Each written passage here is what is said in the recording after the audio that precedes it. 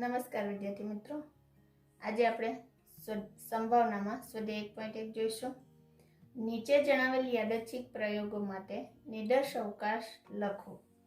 તો આપણને પ્રયોગ આપેલો છે, એક સમતોલ સિક્કાને 3 વખત ઉછાળવામાં આવે. તો આ આપણો યાદચ્છિક પ્રયોગ છે. એને મળતા કુલ પરિણામ એટલે કે આપણે નિદર્શ અવકાશ લખવાનો છે.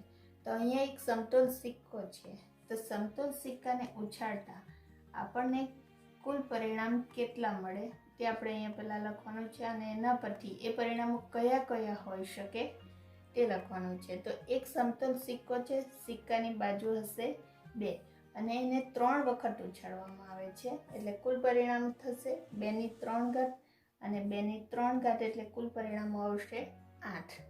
તો એ 8 પરિણામો કયા કયા હોઈ શકે એનો નિદર્શ અવકાશ u બરાબર લખીએ આપણે અહીંયા. નિદર્શ અવકાશ u બરાબર. હવે અહીંયા સિક્કાની જે 2 બાજુ છે, હેડ અને ટેલ, તો એ હેડ એટલે કે h પરથી 4 પરિણામો મળશે અને બાકીના 4 પરિણામો t પરથી મળશે. તો એ પરિણામો કયા હોય તે આપણે આ રીતે લખી શકીએ. તો પહેલા 4 વાર h અને 4 વાર t, એટલે કે 4 પરિણામો h પરથી હશે અને 4 પરિણામો t પરથી હશે. હવે પહેલા જે 4 પરિણામો h પરથી છે, તો 4 વાર h લખ્યા, પછી 4 ના અડધા 2 એટલે 2 વાર h અને 2 વાર t. અહીંયા જે પરિણામો t થી સ્ટાર્ટ થાય, તો એ 4 વાર છે, 4 ના અડધા 2, તો t થી સ્ટાર્ટ થાય તો 2 વાર t અને 2 વાર h. પછી આપણે 2 વાર h લખ્યા અને 2 વાર t, તો 2 ના અડધા 1 અને h થી ચાલુ થાય, તો 1 વાર h 1 વાર t, બીજી વાર h અને બીજી વાર t. એવી જ રીતે અહીંયા t થી સ્ટાર્ટ થાય, તો 2 ના અડધા 1, તો 1 વાર t બીજી વાર h, 1 વાર t અને બીજી વાર h. તેના કુલ પરિણામો આ રીતે 8 હોઈ શકે. બીજો પ્રયોગ છે, 6 બાજુવાળો એક સમતોલ પાસો અને એક સમતોલ સિક્કો એક સાથે ઉછાળવામાં આવે. તો અહીંયા પહેલા 6 બાજુવાળો એક પાસો અને એક સમતોલ સિક્કો, એની 2 બાજુ હોય, તો એ પાસો અને સિક્કો બંને સાથે ઉછાળતા કુલ પરિણામ કેટલા મળે તે આપણે પહેલા શોધીએ. તો કુલ પરિણામ,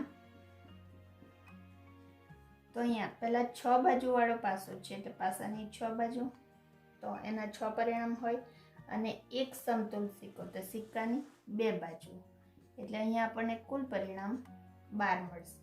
તો એ 12 પરિણામ કયા હોય તેનો નિદર્શ અવકાશ આપણે લખીએ. તો નિદર્શ અવકાશ u બરાબર. તો અહીંયા પાસો અને સિક્કો બંને સાથે ઉછાળવાના છે, તો પાસાના જે અંકો હોય તે પાસા પર 6 અંકો હોય, એટલે કે એના પરિણામો 1 2 3 4 5 અને 6 હોઈ શકે. અને સિક્કાની 2 બાજુ હોય, તો એ સિક્કાની 2 બાજુ હેડ અને ટેલ, એટલે એના 2 પરિણામો ht હોઈ શકે. તો આની આપણે જોડ બનાવવાની છે, એક સાથે ઉછાળવામાં આવે. તો અહીંયા આપણે સિક્કો ઉછાળતા તેની સાથે 6 અંક, એટલે કે એની એક બાજુ હેડ આવે તેની સાથે 6 અંક આવી શકે, અને બીજી બાજુ એની બાજુ છે t, એની સાથે 6 અંક આવે, તો એનો આપણો નિદર્શ અવકાશ બનશે. તો સૌથી પહેલાં આપણે h સાથે બધા અંકો લઈએ. તો h સાથે 1, h સાથે 2, h સાથે 3, h સાથે 4, h5,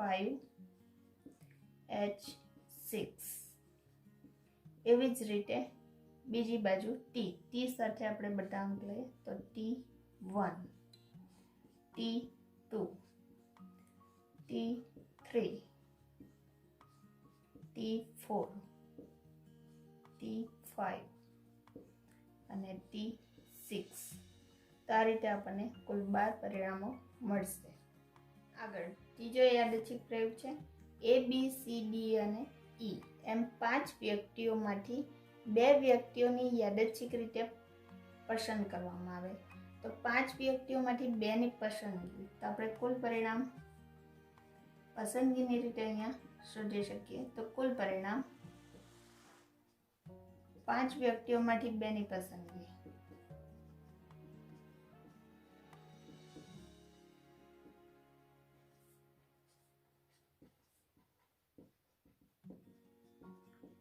તો એ 5C2 પ્રકારે થશે. 5C2 ની કિંમત આવશે 5 × 4 upon 2 × 1 એટલે આવશે અહીંયા 10. તો કુલ પરિણામ આપણને 10 મળશે. હવે આ 5 વ્યક્તિઓમાંથી આપણે 2ની પસંદગી કરવાની છે. તો નિદર્શાવકાશ યુ થશે.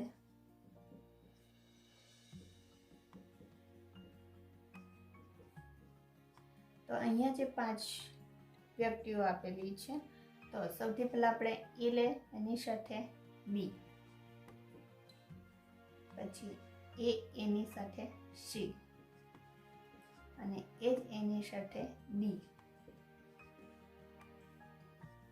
પછી એ એની સાથે ઈ, એટલે એની સાથે આ 4ની જોડ બનશે.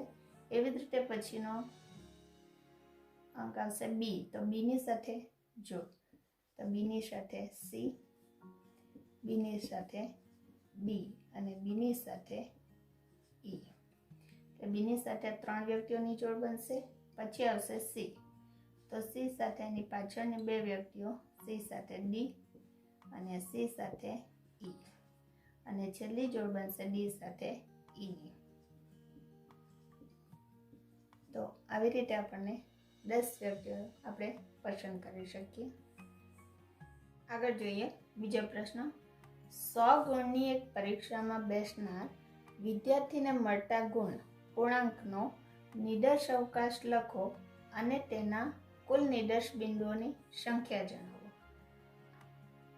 આપણી જે પરીક્ષા છે એ 100 ગુણની પરીક્ષા છે. એ 100 ગુણની પરીક્ષામાં બેસનાર વિદ્યાર્થીને કેટલા ગુણ મળી શકે તેનો નિદર્શાવકાશ લખવાનો છે. તો અહીંયા કુલ પરિણામ કેટલા હોઈ શકે તે પહેલા આપણે લખીએ. તો કુલ પરિણામ, હવે 100 ગુણની પરીક્ષા છે તો 100 ગુણમાંથી 1 થી 100 સુધીના ગુણ આવી શકે, અને કોઈ વિદ્યાર્થીને કદાચ 0 ગુણ મળે તો કુલ પરિણામ 101 થશે. 1 થી 100 અને 0 ગુણ મળે તો 1 ગુણ એટલે 101 ગુણ થશે. તો એનો નિદર્શાવકાશ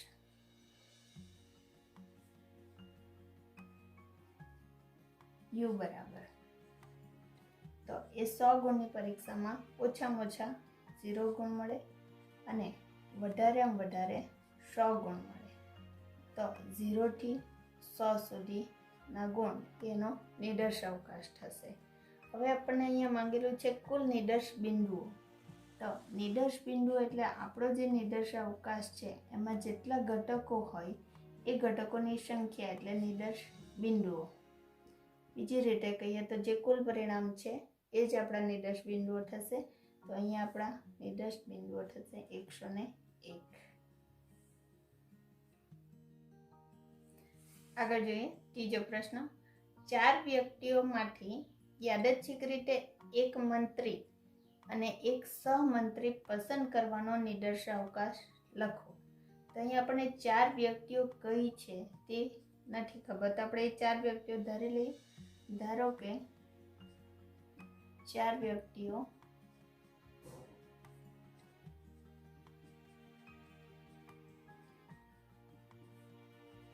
એ, બી, સી અને ડી છે. તો આ 4 વ્યક્તિઓમાંથી આપણે એક મંત્રી અને એક સહમંત્રીની પસંદગી કરવાની છે. તો સૌથી પહેલા આપણે એક મંત્રીની પસંદગી કરીએ 4 માંથી, અને બાકી જે રહેશે તેમાંથી એક સહમંત્રીની પસંદગી કરીએ. તો અહીંયા 4 વ્યક્તિઓમાંથી પ્રથમ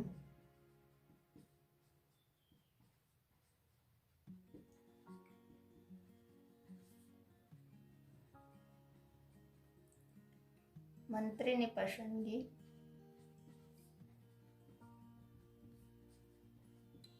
ચાર વ્યક્તિઓ છે અને એમાંથી એક મંત્રીની પસંદગી કરવાની છે એટલે 4C1 પ્રકારે થશે. અને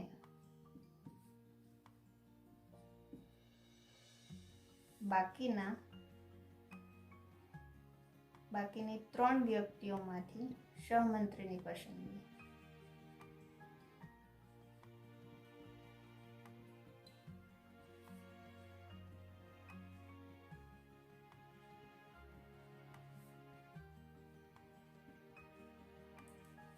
તો સહમંત્રીની પસંદગી પણ એક સહમંત્રીની પસંદગી કરવાની છે 3 વ્યક્તિઓમાંથી, એટલે 3C1 પ્રકારે થશે. તો કુલ પસંદગી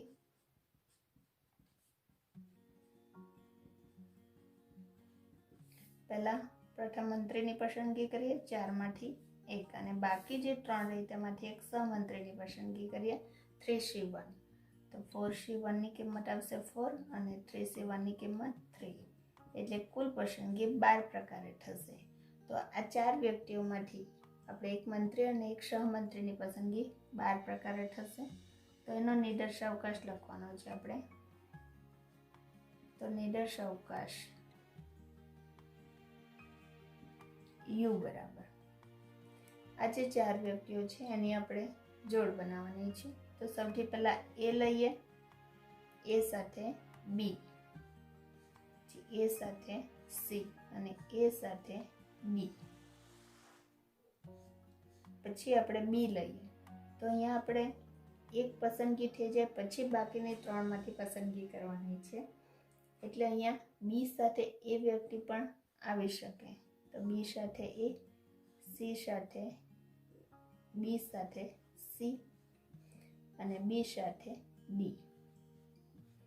એવી જ રીતે C, તો C સાથે પહેલા A, C સાથે B અને C સાથે D. એવી જ રીતે D, તો D સાથે A, D સાથે B અને D સાથે C. આવી જ રીતે 12 પ્રકારે પસંદગી થઈ શકે. આગળ જોઈએ ચોથો પ્રશ્ન. એક યાદચ્છિક પ્રયોગમાં જ્યાં સુધી છાપ મળે ત્યાં સુધી સિક્કો ઉછાળવામાં આવે છે. જે પ્રયત્ને પહેલી વખત છાપ મળે તે પ્રયત્ને પ્રયોગ પૂરો કરી દેવામાં આવે છે. આ પ્રયોગનો નિદર્શાવકાશ લખો અને તે શાંત છે કે અનંત તે જણાવો. હવે અહીંયા આપણે એક સમતોલ સિક્કો ઉછાળવાનો છે. એ સિક્કા પર જ્યારે છાપ આવે ત્યાં આપણો પ્રયત્ન પૂરો થઈ જાય, એટલે છાપ મળે ત્યાં સુધી એ સિક્કો ઉછાળવાનો છે. તો કેટલી વખત સિક્કો ઉછાળવો પડે એ આપણને નથી ખબર, પરંતુ આપણને છાપ મળે એટલે આપણો પ્રયોગ પૂરો થઈ જાય. તો એનો નિદર્શાવકાશ આપણે લખી શકીએ. તો નિદર્શાવકાશ U બરાબર આપણે ફક્ત ધારણા કરી શકીએ કે પરિણામ કયા કયા હોઈ શકે. તો બની શકે આપણે પ્રથમ વખત સિક્કો ઉછાળે અને છાપ મળે તો આપણો પ્રયત્ન ત્યાં પૂરો થઈ જાય, એટલે કે પ્રયોગ પૂરો કરી દેવાનો છે. તો પહેલી વાર H મળે એટલે પણ પ્રયોગ પૂરો થઈ જાય.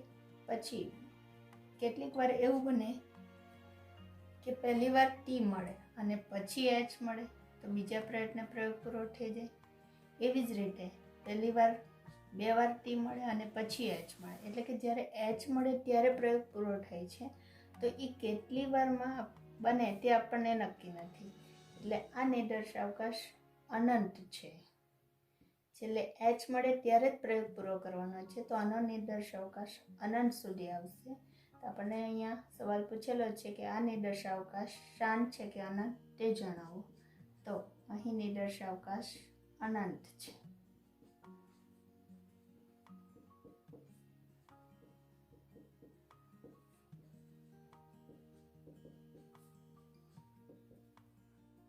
આગળ જોઈએ 5મો પ્રશ્ન. પ્રથમ 5 પ્રાકૃતિક સંખ્યામાંથી યાદચ્છિક રીતે 3 સંખ્યા પસંદ કરવાના પ્રયોગનો નિદર્શાવકાશ લખો. અહીં આપણે 5 સંખ્યામાંથી 3ની પસંદગી કરવાની છે. તો એના કુલ પરિણામો 5 સંખ્યામાંથી 3ની પસંદગી.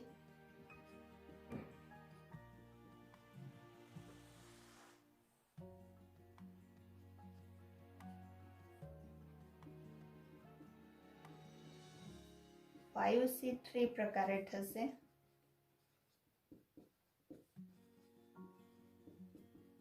તો કુલ પરિણામો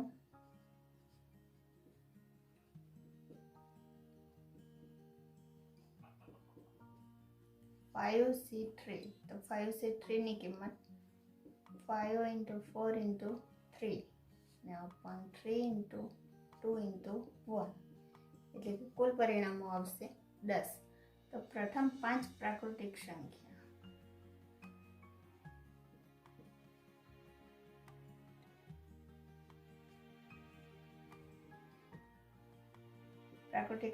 એક થી ચાલુ થાય એટલે પ્રથમ 5 પ્રાકૃતિક સંખ્યા આવશે 1 2 3 4 અને 5.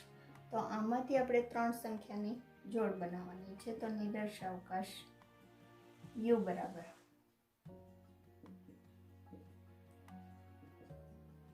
તો અહીંયા 3 સંખ્યાની જોડ બનાવવાની છે. તો સૌથી પહેલા આપણે 1 2 અને તેની સાથે આ પાછળના 3 અંક લઈએ. તો પેલી 1 2 અને ત્રીજો અંક આવશે 3. પછી 3 છોડીને 4 લઈએ તો 1 2 અને તેની સાથે આવશે 4. એવી જ રીતે 4 છોડીને 5 લઈએ તો 1 2 અને 5. એવી જ રીતે એક સાથે 2 છોડીને આપણે 3 લઈએ એટલે 1 3 અને પછીનો અંક આવશે 4. એવી જ રીતે 1 3 અને 4 છોડીને આપણે 5 લઈએ તો 1 3 અને 5. એવી જ રીતે એક સાથે 3 છોડીને આપણે 4 લઈએ તો એક સાથે 4 અને આગળનો અંક આવશે 5. એવી જ રીતે આપણે એક પછી 2 લઈએ તો 2 સાથે પહેલા 2 અંક એટલે 2 3 અને પછીનો અંક આવશે 4. 3 અને 4 છોડીને આપણે 5 લઈએ તો આગળનો આવશે 2 3 અને 5. એવી જ રીતે 2 સાથે 3 છોડીને આપણે 4 લઈએ પહેલા તો 2 4 અને પાછળનો અંક આવશે 5. એવી જ રીતે 3 સાથે જોડ બનાવીએ તો એ જોડ બનશે 3 4 અને 5. તો આ રીતે 10 સંખ્યા પસંદ કરી શકાય 10 પ્રકારે. આગળ જોઈએ છઠ્ઠો પ્રશ્ન. એક સંખ્યા પસંદ કરવાના યાદચ્છિક પ્રયોગનો નિદર્શ અવકાશ u બરાબર 1 થી 20 સુધીની સંખ્યા છે. નીચેની ઘટનાઓ દર્શાવતા ગણ લખો. પહેલી ઘટના છે પસંદ કરવામાં આવેલ સંખ્યા અયુગ્મ સંખ્યા હોય. બીજી ઘટના પસંદ કરવામાં આવેલ સંખ્યા 3 વડે વિભાજ્ય હોય. અને ત્રીજી ઘટના છે પસંદ કરવામાં આવેલ સંખ્યા 2 અથવા 3 વડે વિભાજ્ય હોય. તો અહીંયા આપણને નિદર્શ અવકાશ u આપી દીધેલો છે. તો નિદર્શ અવકાશ u બરાબર 1 થી 20 સુધીની સંખ્યા છે. તો આ જે નિદર્શ અવકાશ છે એના સંદર્ભમાં આપણે આ ગણ લખવાના છે.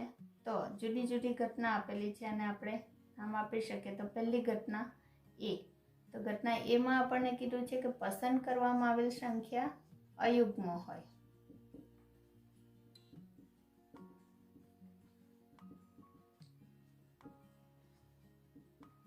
અયુગ્મ એટલે એકી સંખ્યાઓ. એ એકી સંખ્યાઓ આપણે 1 થી 20 સુધીમાં લખવાની છે. જે ઘટના 1 માં આવશે. તો આપણો જે નિદર્શ અવકાશ છે એમાંથી એકી સંખ્યાઓ એટલે 1 3 5 7 9 11 13 15 17 અને 19. તો 1 થી 20 સુધીમાં આટલી અયુગ્મ સંખ્યાઓ આવશે. એ થશે આપણી ઘટના એ. એવી જ રીતે આપણને ઘટના બી કીધું છે કે પસંદ કરવામાં આવેલ સંખ્યા 3 વડે વિભાજ્ય હોય.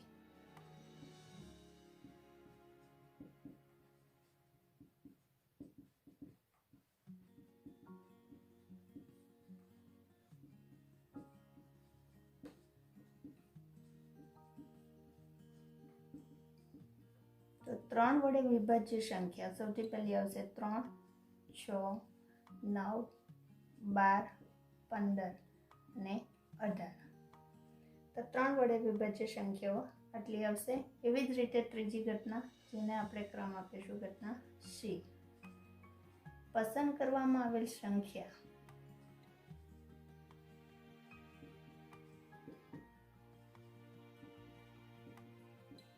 2 અથવા 3 વડે વિભાજ્ય હોય.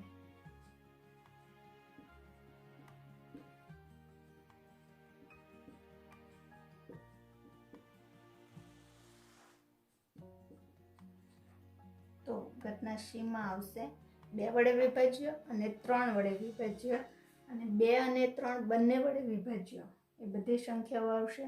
તો એમાં આવશે 2, 3, 4, 6, 8, 9, 10, 12, 14, 15, 16, 18 અને 20.